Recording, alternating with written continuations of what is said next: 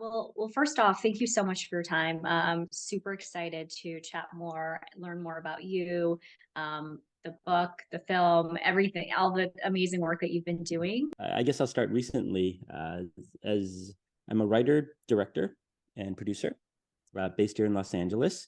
In this past year, I am working on a few different projects, for PBS, but then also Warner Brothers. That's on the TV side. But writing side, I wrote articles for CNN and the Boston Globe, and I just found out that the piece that I wrote for Bon Appetit magazine just got selected for Best American Food Writing in 2023. Um, I released a documentary, a short doc called Dear Corky, which looked at Corky Lee, the famed Asian American photographer who passed away from COVID. And that's been, making the rounds on the film festival circuit.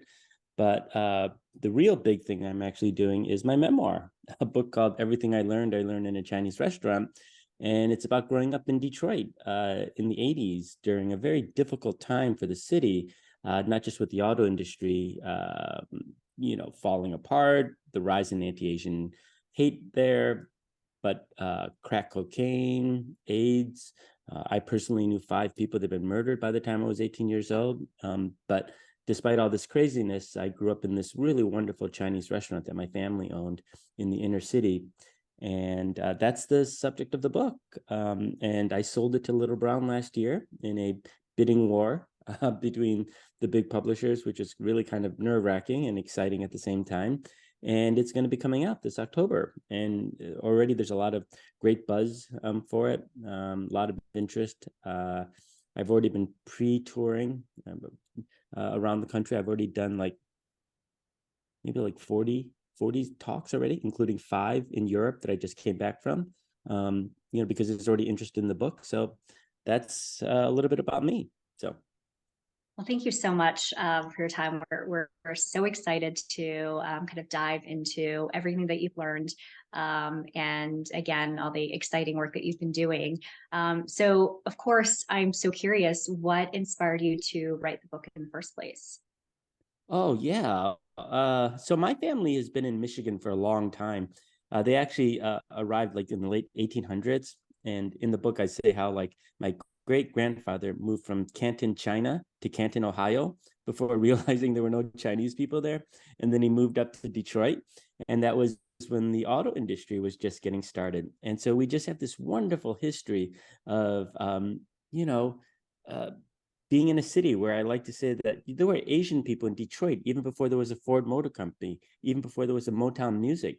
And it's just a history that I really, really appreciated growing up. And, now that my family no longer lives there anymore, at least my immediate family, we don't live there anymore. And then when my siblings started having kids, I really wanted to capture that family history in a book, and share it with them so that they could at some point read and say, oh, that's where our family, lived for over 100 years, so that was the genesis of it. So it really was a personal project for the next generation in my family. Got it.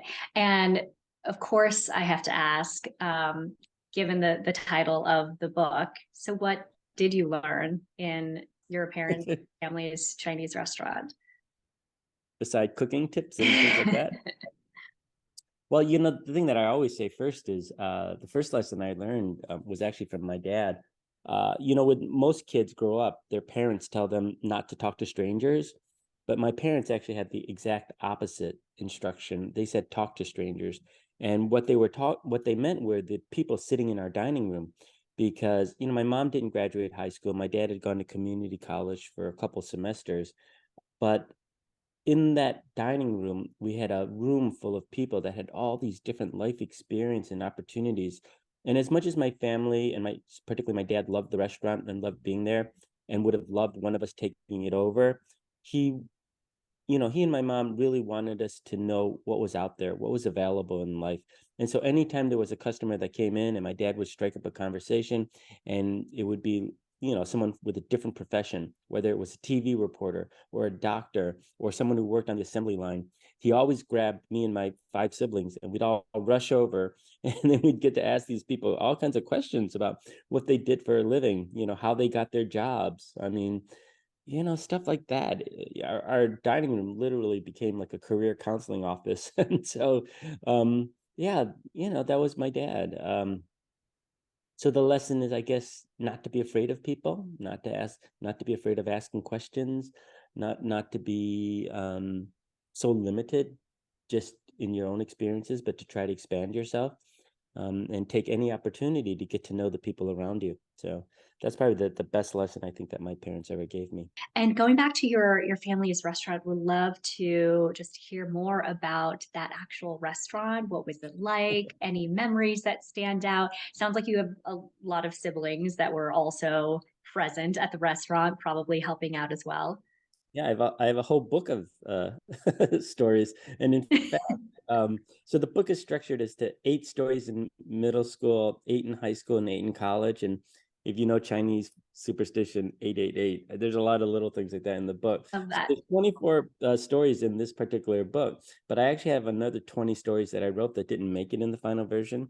And I said to my agents, I was like, okay, well, if this book does really well, we should sell these other stories as a book called Leftovers. And Oh, so, I love that.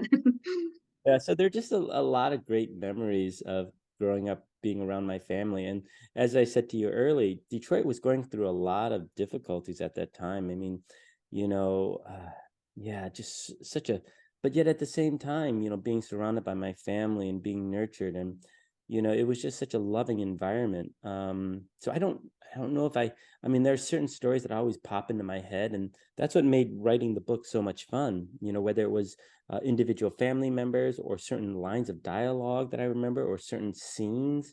It was just a really great experience. In terms of the restaurant itself, it was opened in 1940 by my great grandfather. And I do like to think that it was the best Chinese food in all of Detroit. And the way I sort of back that up is stats. Over the course of the 60 years that we own the restaurant, I always ask people, guess how many egg rolls we sold? And keep in mind, these egg rolls were made, like even the skin and the sauce was all homemade. You guys made the Guess how skin too? Yep. Wow. Yeah. So my grandmother would like make this batter, and then she had like this stove where she had like 3 different pans, and she'd like pour it in and then move it over like an assembly line, and she'd just make every single one. I mean, it was incredible. But but she did have help. My mom helped her, and we did hire, people to do it. So she didn't do it individually herself, but over the course of those 60 years, we sold over 10 million egg rolls. 10 million egg rolls. Yeah, Wow. yes. It was a really, really popular Chinese restaurant. And that's why, with the announcement of my book, so many people in Detroit are really excited about it. I think they're hoping to get, free egg rolls with the book, but I don't know if that's going to happen. um, but yeah, no, I mean, everybody, Ford Motor Company is doing a kickoff event for me. The Free Press, which is the main paper in town, is going to excerpt the book. All the colleges, my old high school is going to do stuff. The Detroit Historical Museum is putting on an exhibit. Yeah, just the list goes on. I mean, it was really an iconic restaurant. You know how like every city sort of has a list of, a dozen restaurants or so that people can, point to as saying, oh, that's a hometown favorite. Mhm. Well, I like to think that my family's occupied that for the Chinese restaurant. It was the Chinese restaurant to go to in Detroit. I mean, it sounds like your father instilled kind of this like sense of curiosity and exploration that has stayed with you. But are there any other Oh elements? yeah. Oh no, definitely. I mean, like my mom had a mantra of her 3 parts of her mantra were work hard, obey your elders, and be quiet. I listen to one of them, not the other two. So I work hard, but I don't really follow the other two. But there's stupid little lessons like and again, my Chinese is really bad, but they would always say things like mo yao xiu, meaning like if you're going into the if you're sitting in the dining room and your customer wants help or something, don't just like walk into the kitchen empty-handed. Look around before you go in and see if there's something else you can bring in, like a dirty dish or something like that. So this idea of being really efficient, you know, is something that I think about a lot, being very well organized. This idea of deadlines, I really love deadlines. I've actually getting into a little anyway, I love deadlines. I thrive on deadlines. And I think that's partly because, when you work in a restaurant during lunchtime, you know that your customers have to get back to work, right? By Mhm. whatever. And that's why it's like I feel like I'm really good at, like, you tell me a deadline, I'll get you there because I got to get you back to work, right? I got to get you a good meal. And so they're just all these little things that I just feel like, oh, okay, I picked that up when I was a kid. That's why I am the way I am. So I haven't completely figured all of it, but yeah, those are some. My work ethic is probably the probably the biggest thing that I picked up working in that restaurant. Yeah, definitely agree on the work ethic part because there are no days off in restaurants, no holidays. Um, Yeah, and yeah. and I think when I look back overall, I feel like the ability to just figure things out really stuck with me and was something I learned so early on. When you're kind of thrown into this restaurant, you're working at such a young age and you're doing everything, right? From Hmm. cleaning the bathroom to making egg rolls, whatever needed to be done. And on top of that, there wasn't a playbook. You kind of were figuring things out along the way, and your parents aren't there to, walk you through every little thing. And so you kind of just learn as you go. And I think that, to me, when I look back, that's probably the number one thing that I value. There's just this ability to figure things out. And as an entrepreneur, you Hmm. have to have that because no one's going to show you or tell you how to do anything. And it's hard. Yeah, yeah. No, and that creativity is so important in life, no matter what field you go into. I mean, is that what you think would be the greatest thing you learned is creativity? I think so, and it's a really nice way of putting it, creativity. But it is being creative in problem solving, especially when you're resource constrained, and there's urgency involved, and there's a lot. You're juggling a million things, both personal and professional, and it's hard. I think the grit and the being relentless is definitely something that I've learned and developed by working in the restaurant. Seeing how hard it was, and my family just not giving up and figuring things out. And when things were tough and hard, you work through it. Yeah, so I would say, yeah, that's probably the number one thing. Yeah, and you brought up something else, tenacity. Yes. Yeah, you learn not to give up, right? Because Mhm. your whole family's depending on it, and you find a way to pull together. That's the other thing too, right? It's like family or community pulling together to make that family business work is so special too, I think. So Yeah, it was about survival. So you kind of you had to. And yes, I agree that the tenacity is. yeah, my dad sadly passed away in a car accident a few years ago, and he was, picking up groceries on his way to work, and his car got hit. But one of the things that we did to honor him, and my mom, who was in the car but she survived, but we started a scholarship for kids whose family worked in the food service industry. And so every year we get these wonderful essays from kids who had the same experience that we went through. And it's amazing to think that, like, this idea of the family business endures, right? And these new immigrants who come in and they share these stories. It's like, oh, I could totally relate to you. And, those are the same things I learned too. And so, yeah, that's, Well, yeah.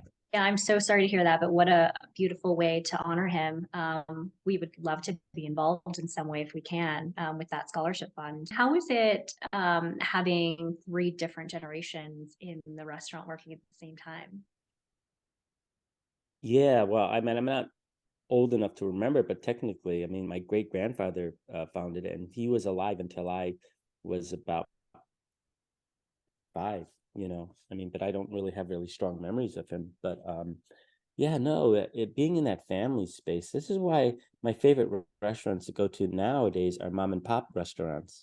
Just whenever I go to one, particularly an Asian owned one, and I see a bunch of Asian kids helping out, I always get really excited, you know. Yeah, it just brings a big smile to my face and makes the dining out experience so much more pleasurable. When I see that it's a family all pitching in together. Yeah. Um, and what you described sounds like you were such a key pillar of the community and very integrated and very close with companies, people in that community. Um, how do you think that's shaped some of the work that you're doing now, especially kind of highlighting the Asian American community, and even your experience in the Chinese restaurant? Looking back, how do you think it's kind of shaped who you are, what you're pursuing, your work? Well, the restaurant really was physically the center of Chinatown in Detroit. It was on the corner of Cass and Peterborough. So it was where everybody would swing by. My family also owned the grocery store too, the main grocery store in town too. But I didn't really work there as much. So but so with all that, and plus my grandfather was part of the Onlang, the Chinese Tong, and he was the president. And so there were all these intersections of that space. But I would have to say that the biggest well, the first thing that really defined me in terms of, or led me down this path of why I do the work that I do, is that when I was about to enter high school, a family friend had been murdered. Do you know the Vincent Chin case? I do, yeah. Yeah, so I was about to enter high school. Our families were friends. My uncle was his best man, and this was just a case that really when you know somebody that's murdered like that, he wasn't the first person I knew to be murdered. I mean, it's Detroit, it was pretty violent. So like I knew lots of people, at least five, like I said. Um, uh, but there was just something about that case that made me really curious about it. And so I was oftentimes scouring the papers and the news to see if I could get any information. And there really wasn't. I mean, and so that got me interested. And at the same time, there was all these stories about the white auto workers and how difficult it was for the city. And it just seemed like whoever gets to tell the story is really important, right? And that's what inspired me to first start wanting to be a writer. I mean, because obviously before that, I really thought I would just inherit the restaurant from my family because I really loved being there. It was a lot of fun, and we got good food for free, and so it just seemed like a good life. But after that, I just felt like, well, maybe there's something else I could do with my life. Mhm. Do you think you would ever venture back into the food space in any way? It's interesting about so we closed that space in 2000, because Detroit's had a lot of difficulties and stuff like that. And that space actually has been empty for these past 20 years. But recently it's sold to a new developer because Detroit is trying to gentrify. And the person reached out to me and asked me if I or someone in my family would consider coming back, because I think they realized that if Chung's came back, it would instantly be an anchor business in that building. Um, but I don't know, about 5% of me thought like, could I do it?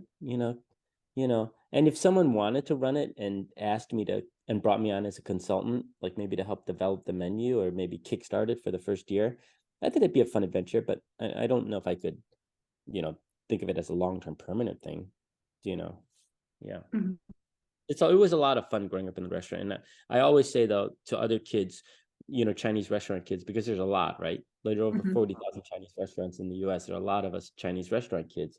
My situation was maybe different than most of them in the sense that, because our restaurant was so old, it already had a built-in customer base. And we did struggle, but we didn't struggle as much as like the recent immigrants, and those kids that are literally tied to the restaurant and stuff like that. So maybe that's why I have maybe more fond memories of that Chinese restaurant experience and maybe other kids, because by the time I was there, we already had like celebrities coming in. We already had like, people who'd said like, oh, my grandfather brought me here when I was a little baby, like all these really fond memories. It really felt like a home, for so many people. And so that's why I feel like I lucked out in that sense.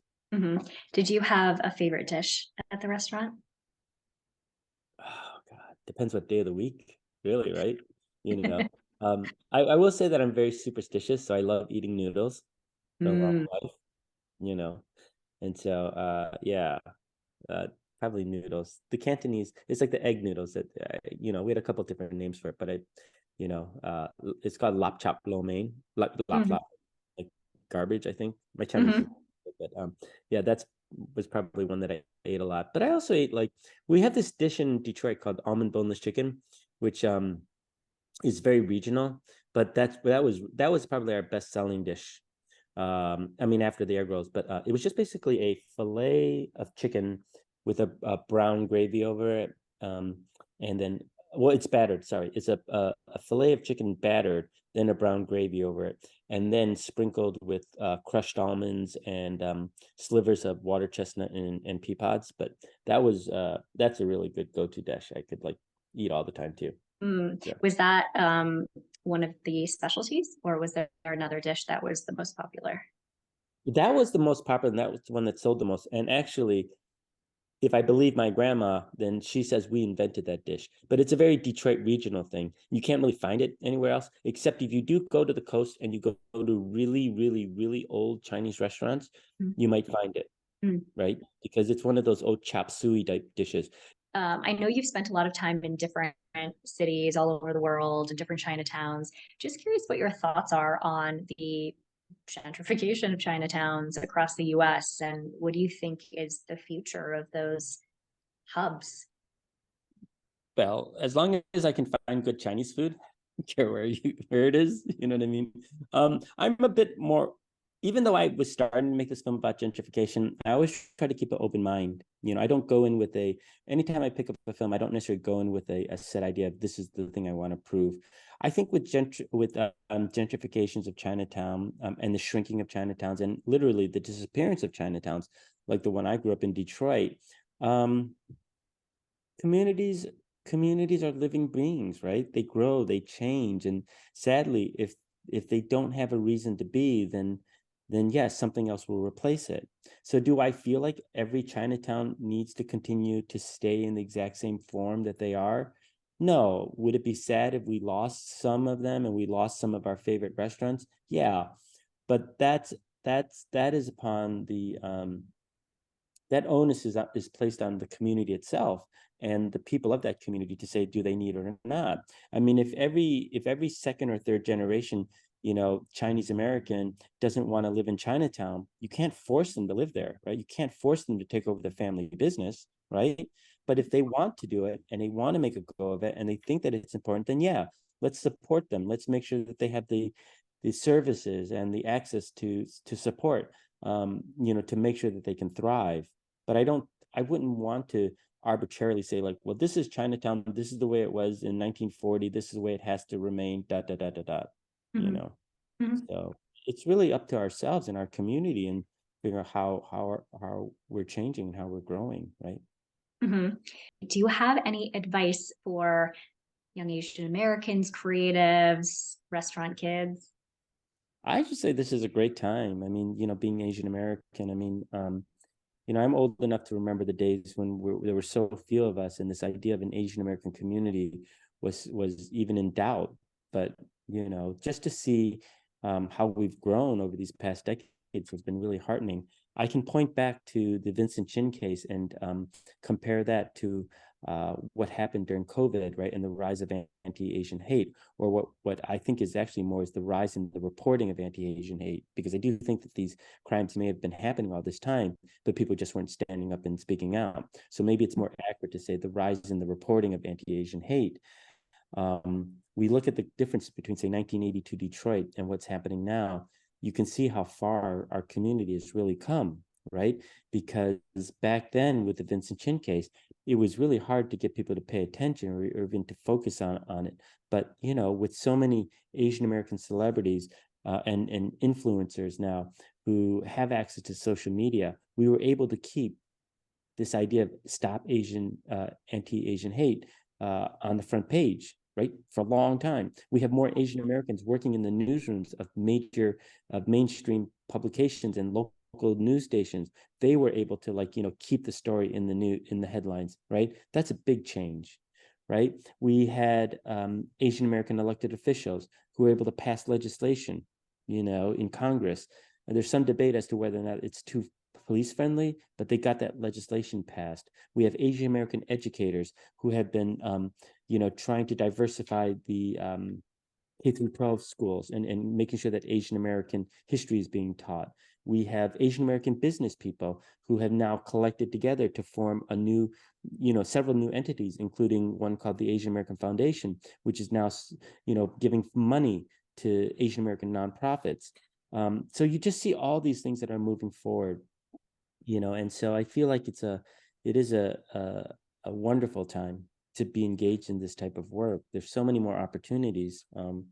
And so if you ever had any doubts of what does it mean to be Asian American, this is the opportunity to help shape that idea. Mhm. I love that. Thank you so much.